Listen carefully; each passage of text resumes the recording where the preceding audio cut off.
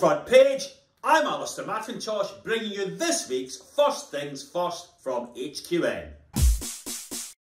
My local paper is usually full of miserable letters complaining about everything. Dogs, low traffic zones, etc, etc. But this week, there was something a little bit different. A letter, in fact, from Nick Morris, who says his housing manager, Mark Harrison, is a hero. Why is that? He helped me with kindness, care and consideration and understood that, shall I say, I find life challenging. So, there's a housing manager getting it right. Why can't we do that all of the time? Elsewhere in this newspaper, we get the usual sort of letters that the Camden New Journal is renowned for.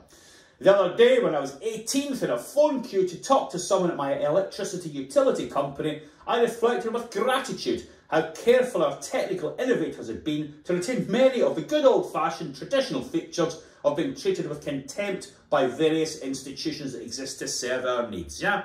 How can we be more like that nice letter about the Camden housing manager and less like that letter complaining about the electricity service? Now, the good letter does not negate or take away from the exposés that Quadro and ITV have made about dismal standards of housing and housing management. But it shows that we can get it right. Why don't we do more of that? Now, this week I've got an event on Wednesday where we're looking at the annual reports from housing associations and councils across England.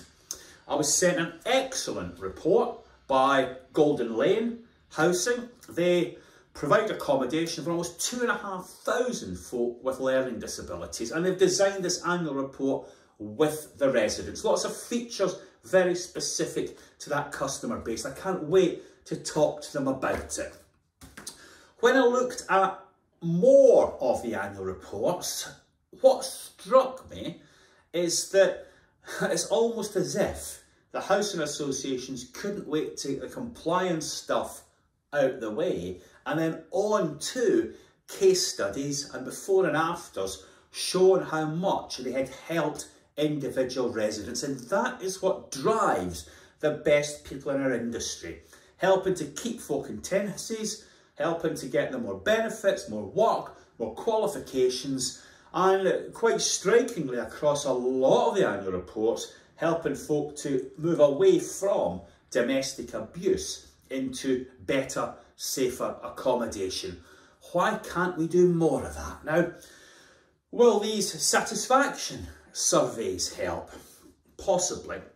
My bank is the Clydesdale. I've been with them for decades, since I was about 16, and it's bottom of all the satisfaction league tables. Yet, when I go to the branch I go to in London, the young folk that run it are fantastic.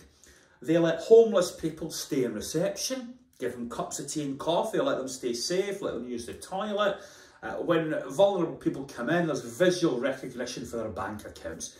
10 out of 10. So I spoke to the person that compiles the satisfaction league tables for the banks, and I said, how come that bank that provides such kind services to individuals isn't doing better in the league tables? And what she said to me is, Alistair, we don't measure kindness.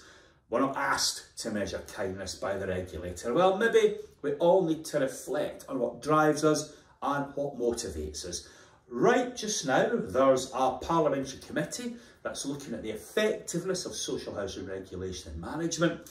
And what I want to ask them and the folk that go up before them is how on earth can we have more situations like that fantastic letter about the housing manager in Camden, like the fantastic case studies across the annual reports, and less of the reports that Quadro and ITV quite correctly are putting out on social media. And that is the issue that the committee and our representatives have to get to grips with.